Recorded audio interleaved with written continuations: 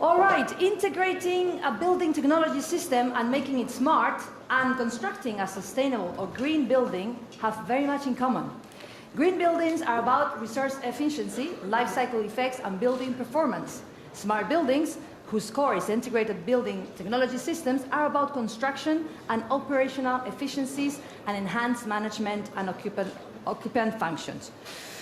Don't worry, because all this is going to be explained in a minute by our fantastic panel and moderator. I'm going to introduce all of them, and you give them a round of applause at the end. So we save time, and we go straight into the questions. So our moderator is the director at Red Eléctrica de España, Socorro Fernández. Socorro, come and jump on stage, and don't clap yet, because we have the Chief Strategy and Innovation Officer at Satir, Victor de Avila. Come on, Victor. Sustainability Director at Ferrovial, Luis Amorin. Luis, Director at Accenture Strategy at Accenture. Cristina Palmero, there she comes. And the Senior Architect at Being Expert at Ineco, Cristina Palmero. Me he confundido, Paz Nachón. Oh my God, we can't run. Round of applause for everybody. Thank you. Paz Nachón. Paz Nachón from Accenture. Thank you. Okay, all yours, Socorro. Yes, we have a very short time, so we are going to the point directly.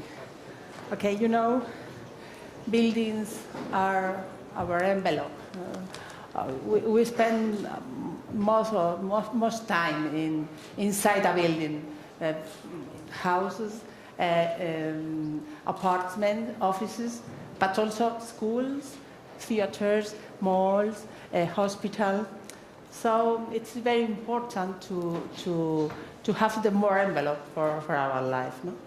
Okay, we are going to speak about small building and green building. It is a very special mix. It's not exactly the same, but we are going to speak about all of them in the same text. Okay, what do we ask to small building? Firstly, achieve energy efficiency,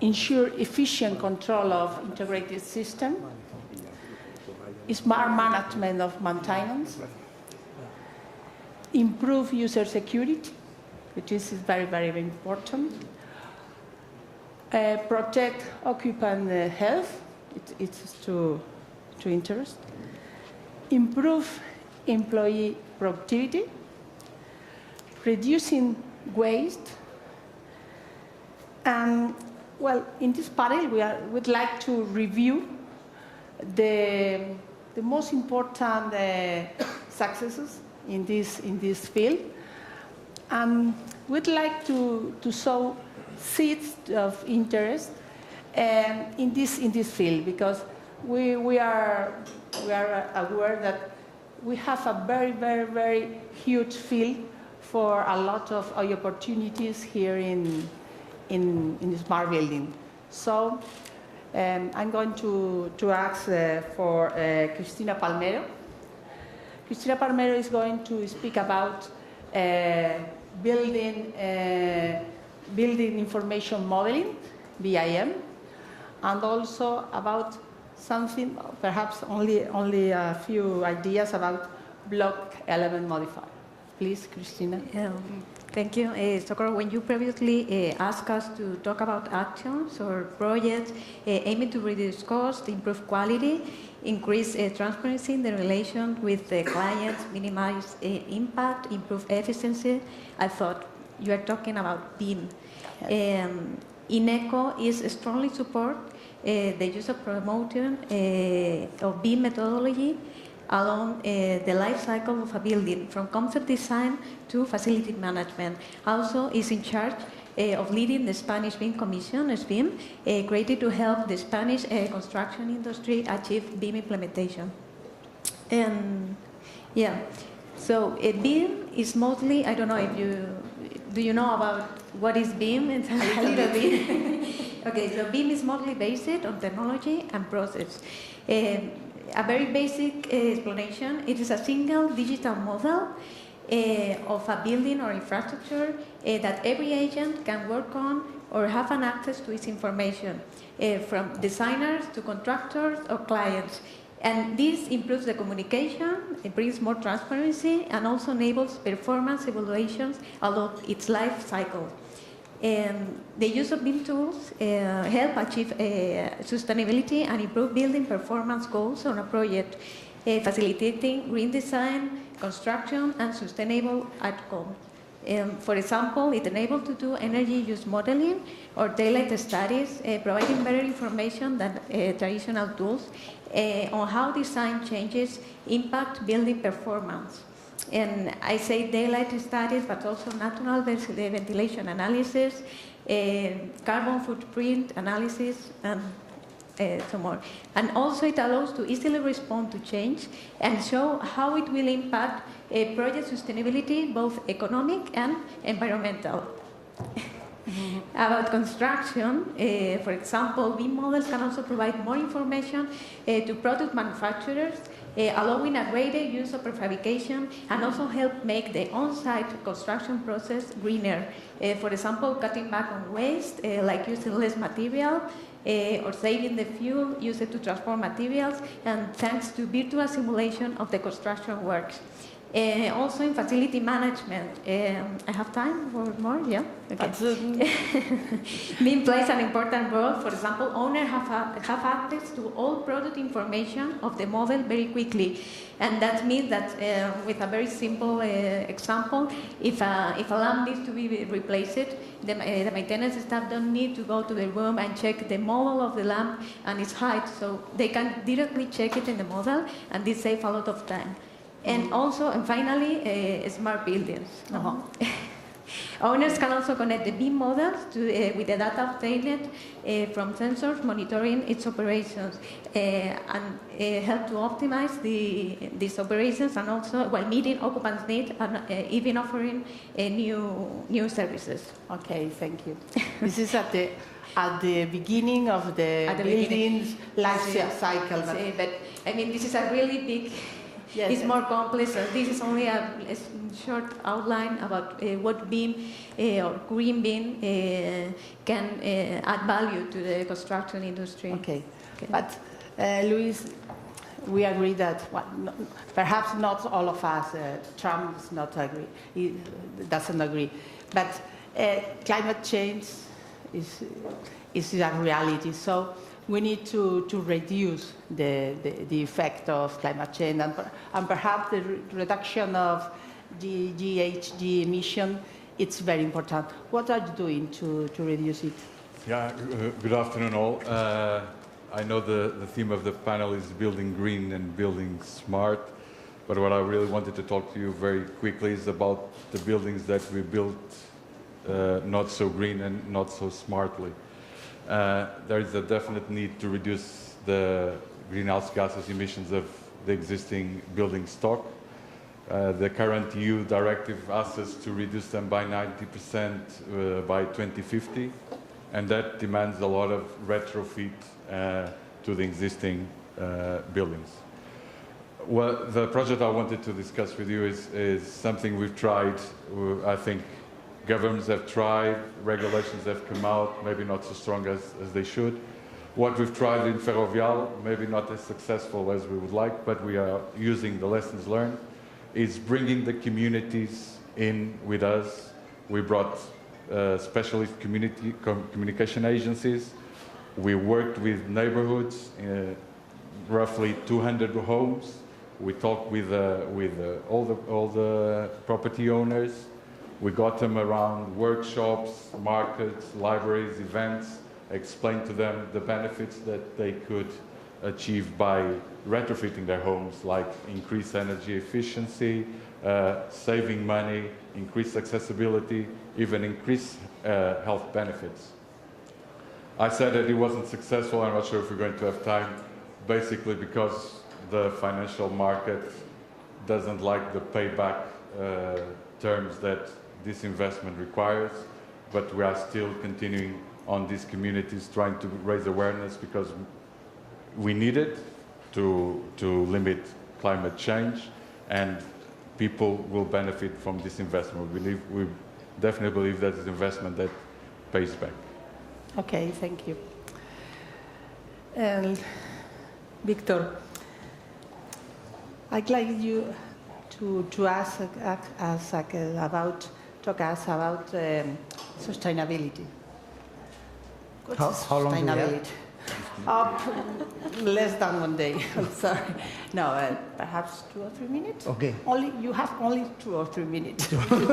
Okay, good. But thinking that we need to say everybody that there's a lot of potential opportunities in this field. Absolutely, absolutely. I would like to put in context the size of the beast, the size of the animal. About worldwide, 30% of the energy consumption is done in buildings. And that represents about the same amount of production of CO2, which is this greenhouse emission. If we put it into the cities, large cities like Spain, like Madrid, Barcelona, Bilbao, and all the cities, 50% of the total energy consumption goes to the buildings. And so that's a huge number. And 50% as well of the greenhouse gases are produced there. So this is not a matter of it's nice to have. It's because if we want to reduce the impact of climate change, we need to work on that scenario. Now, where to put the effort? A lot of people think on the lighting, but that's not the right place where to put the energy. Actually, the energy, the effort should be put into the heating and cooling systems that represent 70% of the total consumption of the buildings. So that's the beast, that's the animal. And that's what we're doing. Now, there are several ways to work on this. And the way we're doing it is basically doing a combination of, obviously, solar, photovoltaic, and all these kind of things is useful. But we're working especially with geothermal energy, which means the following is we use the building as a huge battery. We take from the subsoil the heating and the cooling, and then that energy is transported into the structure of the building, which means the columns, the ceilings, the floors, and as an accumulator of energy. So you extract it during the night, and during the day, slowly, all this cooling goes into the building, okay? That's one thing. You have to, based on the surface of the building, probably you need to hydrate it with other technologies, like, for example, biomass, heat water systems, or solar, or all that one. But it's a hybridization of these two technologies, the geothermic and the geothermal and the other one. One very important thing is that once you have that, you need to have a storage system. Where to store all the energy that's not used. That's the key. Exactly, that's key. And then there is another one. All the energy that you are not using, for example, in the cooling system, the air conditioning, that goes to the atmosphere, you can catch it and then bring it back into the building. Okay. Okay, so all the emission, all the gases, all the air, cooling, let's say hot air, you capture it and you introduce it throughout what is called a heat exchanger, right? And then you use it back. We have already that. We're doing already that. Now, we're developing algorithms to I would say to see what will be the weather in the following days. So combining big data with exactly. Sensoring and big data in order to capture what are the projections of the weather for the next couple of days. And that energy, that information, you bring it back into the system, and you define the total amount of energy that you should have in order to optimize the energy of that building. And And you might say, yeah, So but the challenge is to find the algorithm to have the best to combined. optimize, yes, to optimize. Because when we talk about energy, is the solar, is the lightning, but it's also hot water, and hot water like the one that you use to for the tap for the shower, unless you are like a Viking and you don't use hot water, you can choose it. No, No, this is not my case. But normally you take hot water, to brush your teeth and all these kind of things.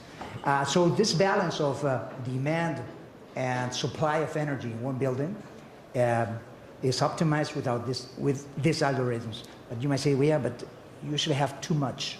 And that's where thinking in district heating with other buildings, some buildings, I don't know if you're familiar with the term energy zero. Energy zero is a building that doesn't require any energy from the outside, Yes. like an island. But now there are countries like, for example, Germany or Denmark that are going to one step further, and they're calling it energy plus. That means that every building becomes Produce. exactly energy station. Produces. Okay, in Spain we cannot sell the energy, electrical energy Not now, so but we far. don't know. So far, but the heat, the cooling and the heating extraordinary energy, you can do it. Actually, here we have a project in Madrid, in the Hotel Claris, where in one building, not from the Hotel Claris, from one client, sells to Hotel Claris the excedent of the energy, Okay. and they get cheaper, costs for their energy. In this case, thermal energy. Okay. Thank you. What next? Please. What? Yep. So I think, as my colleagues here on the panel have been saying, buildings consume huge amounts of energy. So the ecological, the environmental need to act on buildings is clear. But I think buildings are also about people. They're the places where people spend time, the spaces they spend their time in. And I think there's a lot of drive now to do new and innovative things in these spaces. So, for example, banks in many European countries, they used to close in the early afternoon, and you close the office, and that was that. And now they're discovering they can do other things in those spaces, and that the usage of the space is not the same in the mornings, in the afternoons, or in the evenings. And I think that's changing. That change is actually changing our let's say the way those buildings consume energy as well. So in a way, also the impact of the building in our life. yeah, and what we need from those buildings is changing as well. So buildings are also repositories of data, as we were pointing out. Huge amount of data. In the building with the right sensors, you can know what people are doing, where they are, obviously, but probably also what they're going to be doing next. And if you know this and you can make the link, you can do pretty cool stuff. That doesn't, and in a way, we've been doing this for a long time with energy audits, but energy audits give us a picture in time, a picture of the past. If you do the same thing in the building this year that you did last year, then you can save energy by but it doesn't work if we do new things with the building, if we want new things out of the space. So I think that's where analytics, real-time data, big data is coming in. And I think that's where the real change is going to be. Beam. I think that's where the real change is going to be in the future. And we need those insights to give real-time recommendations, to make sure that the alerts come at the right time, maybe even before the issues occur. So I think that's important. And then I think also, yes, it's about the tool set, it's about the dashboards, but I want to give the idea that it's not just about that. That really we are talking about spaces for people. So anything we do, anything related to smart buildings, shouldn't take autonomy away from people. We don't want to end up with sensors in bathrooms covered with duct tape because they were turning off too quickly and people don't like to be in the bathroom in the dark. That's not what we want to end up with. That's not a smart building. That's probably the exact opposite of a smart building. So maintaining that autonomy I think is really important. And just to finish, oh my God, that thing's Yes, flashing. yes. That's not good. Okay, it's flashing red and big. No, last thing. I think if we think back to SDGs, the Sustainability Development Goals that everybody's been talking about a lot, I think infrastructure is probably one of the most horizontal concepts there. They have their own SDG, number 9, but I think they play a big role in all of them. So I think this is a very exciting sector to be Okay. talking about. So, yes, that's very, very. Just a show of hands, who knows what the energy performance of their house is? So, if you've got a tap leaking, you call the plumber to make it right. You don't see the energy, as Victor said. You don't see the energy going out of your houses. You see it on the bill, but you don't understand how you can improve that. So, if I take something from you guys today, it's like go home, check your energy performance, and see what you can do to improve it. The investment will pay back. Your health will be better, and hopefully we all benefit because of the less emissions for the climate. Okay, thank you very much. Thank you very much to you also. We are at your disposal for everything you need. So thank you very much. Thank you. Thank you, Socorro, and her panel. I have